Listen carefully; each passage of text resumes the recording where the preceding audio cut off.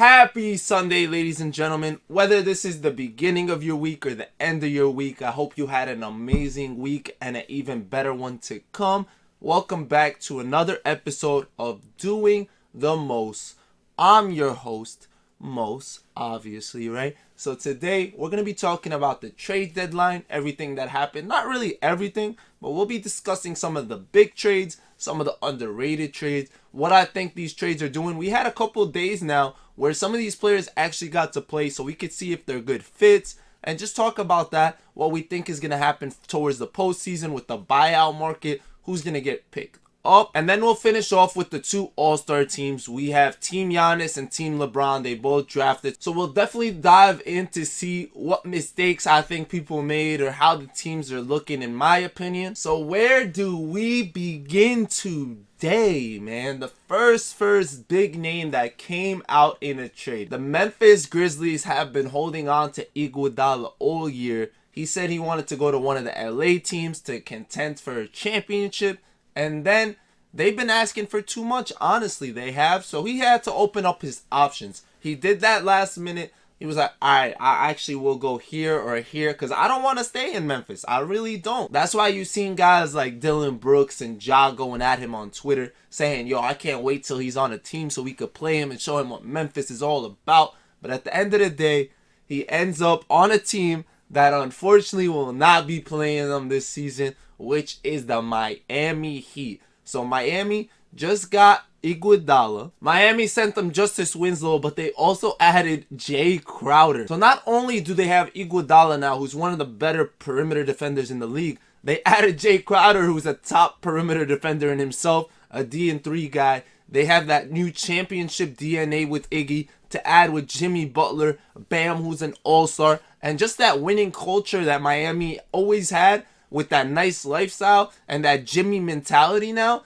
Pat Riley really made a solid squad to really contend in the East. And I'm going to be honest, like on paper, just looking at these names and all that, like just figuring out how good they are defensively, they technically, in my opinion, catapulted themselves from being like a top 3 or 4 team to almost solidifying themselves as a top 2 right after Milwaukee. They can still be considered a 3 team, but regardless, they're going to be so good defensively. I'm really excited to see them in the postseason. I think this is going to be one of the best postseasons we've ever had because of how deep teams are, how more or less balanced it is within the league. Like, there's no team that's like super stacked that you're going to say, oh, they're going to run away with it, they're going to win. Not like before where we had KD on the Warriors, who the Warriors were already a dynasty. They stole KD just to make it even more unfair. Like now the league is just balanced throughout. Now we kind of skipped over the first big trade. There was a 12-player NBA trade involving 4 NBA teams. And honestly,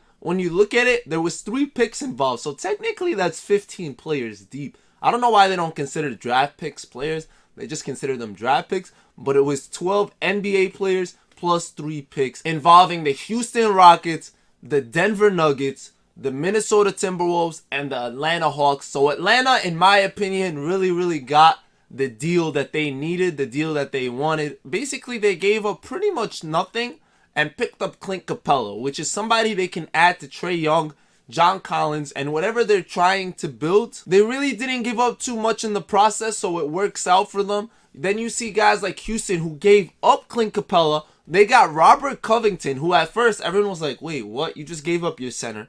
You get Robert Covington. You get Jordan Bell. Yo, like, what are you guys doing? Some people are like, oh, well, they got Jordan Bell. That's their new center. They actually trade him right after for some dude named Bruno. I'm not even going to butcher his last name because I don't know how to say it. And they got a 2nd round pick. So now Houston basically just undersized themselves. Now they don't really have centers on the team. They're starting PJ Tucker, who's 6'6" at the center.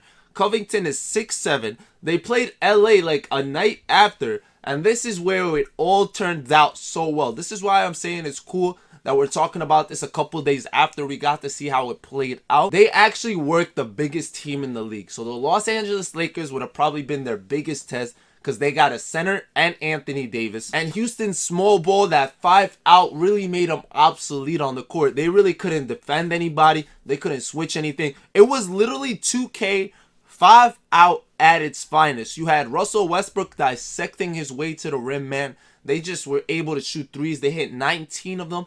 And honestly, Covington and Tucker played amazing. They did enough where they actually didn't even get out rebounded at all. Now, this is just a small sample size. We don't know if this is going to work in the playoffs. The next day, they actually lost to the Phoenix Suns by like 30 something, which is insane. But they were without Russell Westbrook, who was resting. And shout out to Phoenix for that. When you see a team sit out their player who just had 40 the night before as he's injured or whatever, he's basically resting, saying, oh, I don't need to play against you guys. We're going to win anyway. Phoenix showed out and they played to win, which you got to respect. Now, the Nuggets, who are already so deep, I don't understand how deep they really are. They have like a billion players on that team. Actually added more players. They added Gerald Green, Diop, Noah Vonleh, and Shabazz Napier. Plus, they got Houston's first round pick, which is pretty dope. The Timberwolves got Atlanta's first round pick. They also added Malik Beasley, who just had himself a ball game yesterday against the Clippers. Shout out to that Timberwolves team. They really were out here, haven't won a game in months,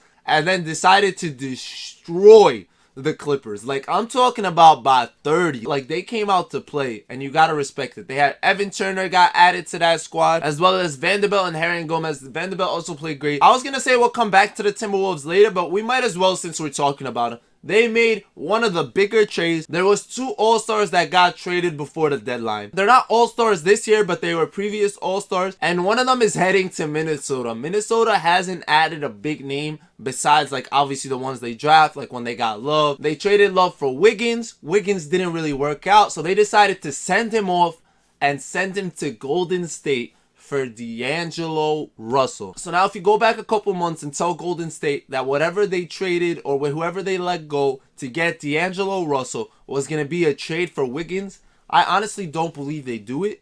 But hey, they're on like a rebuild for a year type thing. They're going through injuries right now. Curry's out, Clay's out, Draymond's barely playing. They got all these young guys trying to do their thing. They just added Marquise Chris to a 2-year deal. Basically, they're just trying out rosters right now. They picked up Wiggins. Steve Kerr said something, and that was Wiggins was asked to be a star out there in Minnesota. Here, he's just asked to be a role player. He's asked to fill in for other stars. There's going to be stars on that team. He's not asked to do too much. And honestly, with that winning culture, that might actually change him, because yesterday he had his first game and he played pretty well. He had like 24 points against the Lakers and he definitely looked good doing it. But then you have on the other side going to Minnesota, D'Lo came off the plane, real hyped. He was excited. Cat was there to greet him as soon as he came off, as well as a lot of Minnesota fans. So he looks happy. He said, this is the first time I feel like I'm wanted somewhere, like people want me. And I feel bad for him because he was a number 2 overall pick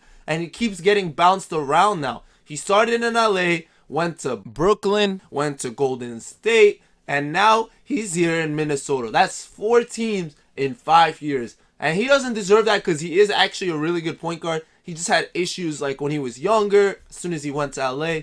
Little things like that. My Brooklyn Nets, some of you guys ask what team I support. I've always been a Nets fan since they were in New Jersey. That was the first team I supported because of Jason Kidd. But basically, the Nets decided they wanted to get Durant and Kyrie. I can't get too mad at them, but at the end of the day, I feel bad because of the loyalty factor, which was D'Lo. So we're going to go into that loyalty thing in a second. But I wish D'Lo all the best of luck. He deserves it. I hope him and Kat can make it work because they're literally best friends. All they need now is to add Devin Booker. They need to free him from Phoenix. I'm sorry to all you Phoenix fans out there, but you guys need to let my mans go. Let him join that team. I didn't want it to be in Minnesota. I'm going to be real. I wanted them all to join up in like Phoenix or something or somewhere. Honestly, I didn't care where it was.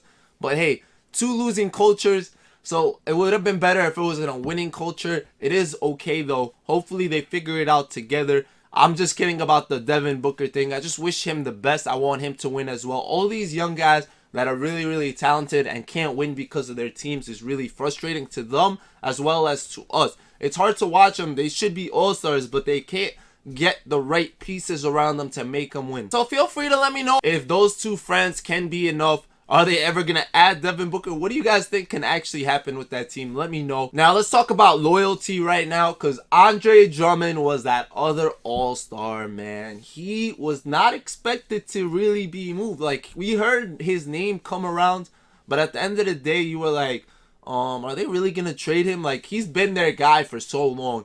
And They traded him. When I first heard about Drummond being traded, right, I was like, maybe Atlanta. Him and Trey would look cool together, right? Then they ended up getting Clint, so I was like, all right, maybe Drummond to a contender, right? You're supposed to free him to somewhere good. Detroit's not working out. You send him somewhere like Boston. You just look for a destination that's going to work out for him. But they send him to another Detroit, literally. They send him to Cleveland. He went out and tweeted right away. He was like, this is a business. There's no friends. I figured this out. Nobody cares about you. And he was just going all in, man. He was like, yo, they really didn't even tell me anything. And then they send me out. And that's one of those things where I heard people saying, if he was sent to a team like the Clippers or whatever, just hypothetically, right? If he was sent to a contender, he probably wouldn't say anything. But at the end of the day, I honestly don't believe that. I think he says something regardless. Probably not as loud or maybe not as serious. But when you get traded without being told, especially when you've given them their all, like you really given them everything. He said, I love you, Detroit. Like he said, I love you, Detroit, man. And then he goes to Cleveland. He gets off the plane. He's in the snow. And he's acting like he's all happy to be there. And the weirdest part is, he wasn't traded for Kevin Love. Like, Kevin Love's been trying to get out of Cleveland for the longest time in the world. And they just traded him for a bag of chips. And they kept it pushing. So now I asked you guys on Twitter to email me your thoughts, especially if you were a fan of one of these teams. And tell me what you thought of the trade deadline, what happened, and all that good stuff, right? So since we just finished talking about Detroit, we're going to start with Mason. Mason emailed me a nice message, man. It was dope because it showed me a different perspective. Me, I was like, yo, Detroit got bamboozled, right? I was like, wow, they really just gave up Drummond for nothing? Like, what were they doing? Like, literally, like I said, a bag of chips. That's what it seemed like. So now this Detroit Piston fan is telling me, no, this is actually a great thing. You guys only see it by the numbers. You see him as a 2020 guy. But at the end of the day, he gave me 3 reasons why if they still kept Drummond, it was going to be a bad idea and a bad thing moving forward. One of them being that next year he'd opt into his contract. It would be really overpriced. He thought 20 mil was a lot to pay for a guy like that. He's a traditional big. And he was saying that you can't use that type of big in the league no more. You need guys that could shoot and do more. He also brought up the fact that Detroit really had no better options presented to them. They had to do something quick. It wasn't right that they kept basically being in the same spot for years. He said it's been about 10 years, it seems like, where they're always an 8th seed and getting a mid to late round draft pick. Like nothing crazy. They're not getting good picks. And then they're not getting a chance to rebuild. Yeah, they picked up Blake. Yeah, they did this. But it hasn't worked out. Now, Mason believes he didn't deserve a max. He believed that Drummond wasn't the piece to build around. He wants someone else who could come in, maybe a young guy, some assets. He wanted that cap space available. They picked up some expiring contracts, a couple late round picks, and basically he trusts and he believes that the Detroit Pistons front office is going to make the right necessary moves moving forward. And hey man, as a fan of a team that had a lot of bad years, I hope the absolute best for you. Hopefully you see the light at the end of the tunnel soon. That's what I was trying to get at. Hopefully you see that really soon. Hopefully Blake comes back healthy or whatever. I don't know what you guys are going to end up doing with him. Derrick Rose was a major piece that people were asking to trade for. I know the Lakers were looking to get him. They were looking to get a lot of point guards added to that squad. They looked at him. They looked at Dennis Schroeder, who's been killing it for Oklahoma. And they've been looking at Darren Collison, who hasn't played an NBA game in over a year. They actually brought him out to one of the LA games, trying to sweeten him up, talk him into it. So we'll see how that ends up going. The buyout market is going to be lit. If you guys don't know what the buyout market is or whatever, teams are currently buying out players that they don't want on their roster anymore. They're going to pay them a little less than their contract or whatever. And then they're going to tell them, yo, get out of here. Go sign with another team. Go figure it out. Marvin Williams is on that buyout right now. He's about to get bought out by the Charlotte Hornets. I know a lot of teams are interested to sign him. You also got guys getting waived right now. Like Tim Frazier got waived. That's not a big name. But you got a guy that was averaging 29 points per game 3 years ago who just got waived. So we'll talk about that right now after I tell you what trade happened. So the Washington Wizards had a 3-team trade with the Knicks and the Los Angeles Clippers. That trade involved Isaiah Thomas going to LA, joined by Marcus Morris. The Knicks were getting Mo Harkless and a 2020 first-round pick, and the Wizards were adding Jerome Robinson. So now what the Clippers did was they basically waived Isaiah Thomas. I really feel bad for Isaiah. He does not deserve anything that's been going on in his life. This dude was really a star. Boston loved him. Boston loved everything he was about. He played through the death of his sister. He played through an injured hip, broken teeth, all that. Like, he literally played through it all. And then that's what happened to him. They basically said bye. Now, since he's waived, any team could try to pick him up. He's literally a spark plug. He could still score. He could get buckets. He's a little small, but you can make up for that. It's not a bad deal. I've seen people saying in Boston they want him there. And now that we're going to be talking about Boston, I had a couple Boston fans send us messages. So there's two different perspectives. One of them said something, and one of them said something completely different. And this is the best part about sports. We don't agree. This is the best part about life. We all have different opinions, and I love that. That's why we're here. I'm telling you guys my opinion. I want to hear your opinion. It's so beautiful that as human beings, we have the ability to have our own opinions. And I'm saying that because I feel like we argue a lot. I feel like we have so much tension between each other. You hear somebody say something you don't like, and you go out cursing them or want to fight them. Like, honestly, appreciate what they got to say, man. You don't have to agree. I don't agree with a lot of things. That's cool, man. But I respect your opinion. Like, good for you. If it's not a fact, like if it's not math where 5 plus 5 is 10, and if you say something wrong, then you're wrong, then bro, yo, you can say that D-Wade is the best player in the world. Like, you can say that. Good for you, man. If you believe that, good for you, man. But once you start talking about science, math, and there's actual facts, that's when we have issues, which is cool. But just bring out the issues correctly. And I'm going off topic. All right, let's go back. So these are the two Celtics fans right here. I'm going to show you guys my man Willie. We'll put him on the screen. We'll listen to what he got to say. Yo, Mos, what's good? My reaction to the NBA trade deadline as a Boston Celtics fan. Dude, I'm just like sitting here wondering why we did not take a center. We could have bought out Tristan Thompson. We could trade it for Clint Capella. Like, bro, I'm disappointed. So as you guys see, my man Will is really, really upset. He thinks this is not right. He thinks this is not what is supposed to happen. He thought that the Celtics should have made a push. They should have made a trade. They should have went after somebody. He didn't care who really. He just needed a center. He said we should have went after somebody. We don't have enough. We have good young pieces. We just needed one more. Now, this is why I appreciate you guys shooting messages at me. My man Mason wrote me a nice little message. Yo, I'm going to let you guys know. My email is down below. Like I said, follow me on Twitter. I'm going to be tweeting out whenever we need something for a video, okay? I'm going to tweet it out. So if you guys don't have Twitter, I'll try to put it on Instagram too. I know I could post stuff on YouTube like snaps or stuff like that, like little messages. I'm going to try to do that too for next week. So if I need videos from you guys or need messages, you guys can send them in audio, in text. I don't really care. Whatever you're comfortable with. So Mason told me he is happy they didn't make a move. He did not want Capella or Drummond. They both can't shoot, which is kind of like what the other Mason said, the Detroit Piston fan, about how Drummond can't shoot and he didn't want him. They're saying they need evolved bigs, not the traditional old school bigs. They need bigs that can shoot. So he was saying the only piece he really would have wanted to trade for would have been like a Miles Turner, a guy that can play defense and spread the floor.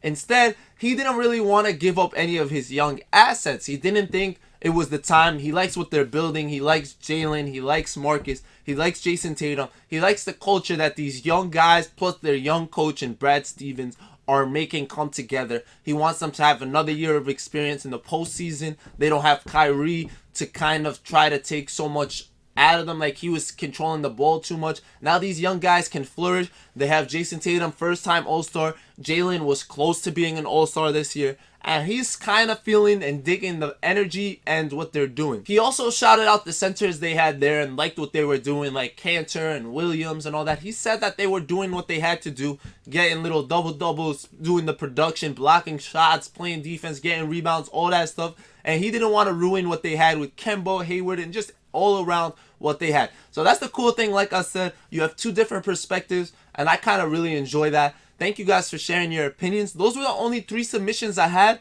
I guess maybe just you guys didn't know I was going to be doing something like this. Maybe some people didn't feel comfortable with the video or the audio or whatever. So just know you guys can send me messages and I'll read them. Like, I'll read them out. I really like to hear what you guys have to say. Now, there was obviously a lot more trades, like little name guys. We won't go through all of them, but I'll read a couple of them out. So Georgie Jank for James Johnson. That was between Minnesota and the Miami Heat. Washington traded Jordan McRae for Shabazz Napier. So Shabazz just got traded twice basically in a day. Philly didn't make any moves. All they did was trade James Ennis for a second round pick to the Magic, which was really interesting. Well, basically, Philly's going all out with what they had. We were thinking they were going to trade Al Horford to somebody. We thought they were going to try to add some shooters, but I guess they're going to try to go with Ben and Embiid and see what they got around them to try to basically bully their way through the Eastern Conference. Some playoff teams that made absolutely no moves were the OKC Thunder. You had the Indiana Pacers basically being content with what they had.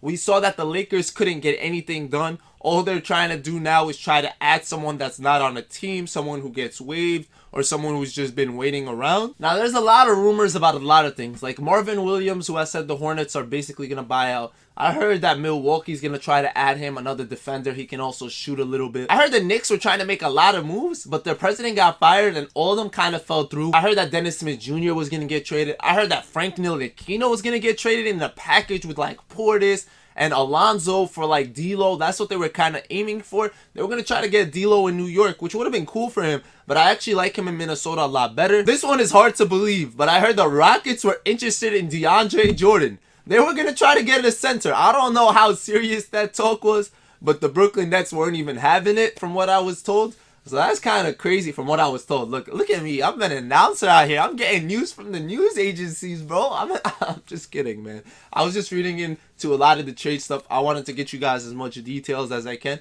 There's definitely stuff I missed. A lot of this stuff you probably know about. If you guys have anything to add, please let me know down below. I am really interested. I like it when you guys tell me stuff because, like I said, this is not a one-sided debate. I want this to be something between a lot of us. Like, I want this to grow in which we can share our opinions together. That's really what I want to happen. Now, with all of that out the way, let's talk about last week's episode where we talked about the All-Stars, everyone that made it. Now we're going to talk about the teams and who got drafted where. If you guys didn't see the rosters, I'll put them up on the screen right now.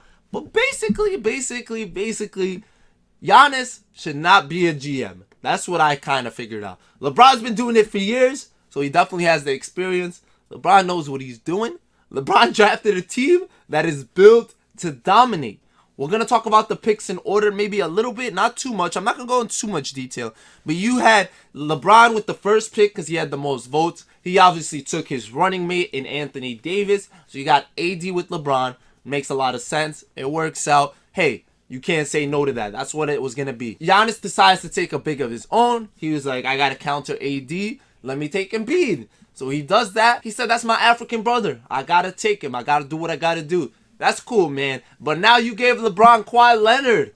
Skip Bayless was going crazy about this. He said, Michael Jordan would never. He would never take somebody that's the best or that talks to him like that or thinks that he's better than him. And honestly, we'll never know. I don't think that's the case. I think these guys are trying to win money for charity. You got to take whoever's best available. That's my opinion. That's what LeBron did. Giannis built his team in a different way. The reason I'm actually explaining this is because of why certain people weren't picked. It was pretty funny, so let's kind of just skip through this. Next, you had Siakam get picked, so back-to-back Africans by Giannis. That's pretty cool. Then you had LeBron pick up Luka, baby goat Luka, man. That's a goat right there. You got to admit it. Luka's the next big thing. I respect that kid, man. I really think he's going to be a problem for a lot of years to come. Hopefully he has a long injury-free career because, yo, you got to root for him. He's really fun to watch. I think he's going through a little injury right now, so hopefully he can play in the All-Star game. If he doesn't, they're going to have to pick up somebody else. Then Giannis said he's going to pick between Kemba and Trey. And then when they were all like, wait, why? Why wouldn't you pick Harden? Harden is still left. He was like, I need somebody that's going to pass the ball. And that was a shot. That was a big shot at James Harden. But yo, that's crazy. So he basically took Kemba. LeBron took Harden because Harden is a scorer, man. Yo, it's the All-Star game. You know Harden's going to pass when he has LeBron, Kawhi, AD, and all that. Like, he's not going to just hold the ball. And then that ended up with Giannis having Trae Young as well. So Trae and Kemba are on Team Giannis. That team could have been one of the best teams, like, lengthwise, defensively, if he would have picked up Kawhi or something. But he ended up with two little guys. It's definitely interesting. We go into the reserves. You saw that Giannis picked up Middleton the same way LeBron took AD. He had to take his guy, the guy that plays on his team. It makes a lot of sense. You definitely got to do it. LeBron goes with Damian Lillard. He said, yo, that kid's been balling every season, basically. Kid's been dropping 50 a game. You definitely got to take the hot hand, man. That guy, he might actually be shooting for All-Star MVP the way it's going. Now, this is where things get weird. Giannis picks up Bam Adebayo.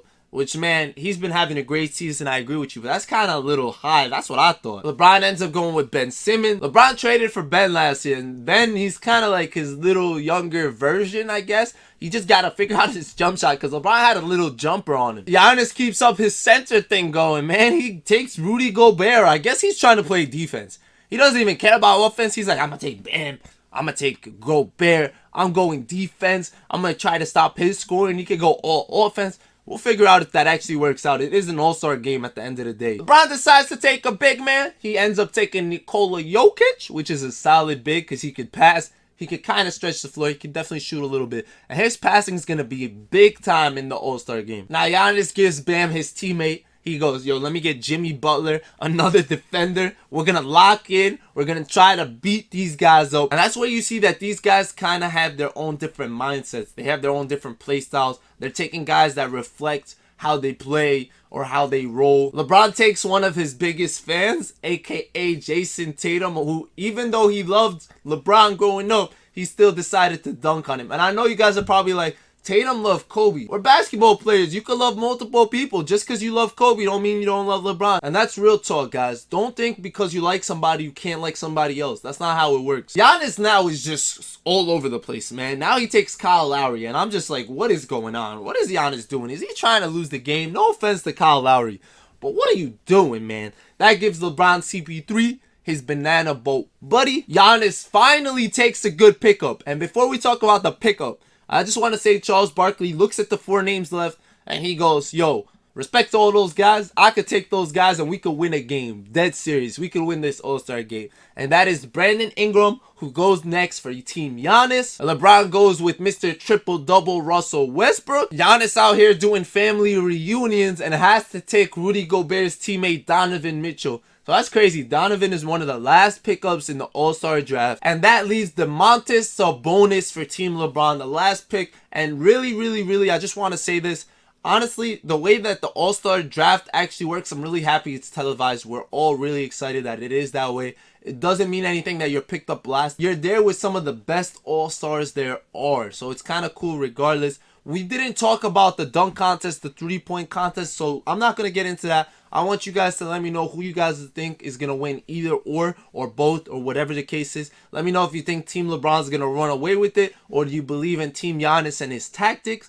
I'm really excited for All-Star Weekend. It's going to be really exciting. And yeah, guys, that will do it for today's episode. I know a lot of you guys said the podcast should be 40, 50, even an hour long. So honestly, I'm sorry it's not that long yet. It's because I don't have someone to talk with. It's because you guys aren't submitting stuff for me. So it's really hard for me to just sit here and talk by myself. So once you guys decide to help me out, we're going to make it happen. Hopefully during the All-Star Weekend, we're going to be doing some big things, only big things, all right? I appreciate you guys. Thank you guys so much for all the support. If you're new, make sure to subscribe. Let me know how I can get better at this because I also want to get better. I don't want to stay where I am. I know I can improve. So please let me know and we'll make it happen. I know you guys are saying add another co-host, like add somebody, but I don't got friends. I said this already. I'll be seeing you guys later. Thank you guys for doing the most once again. And make sure you're doing the most in everything you do in life.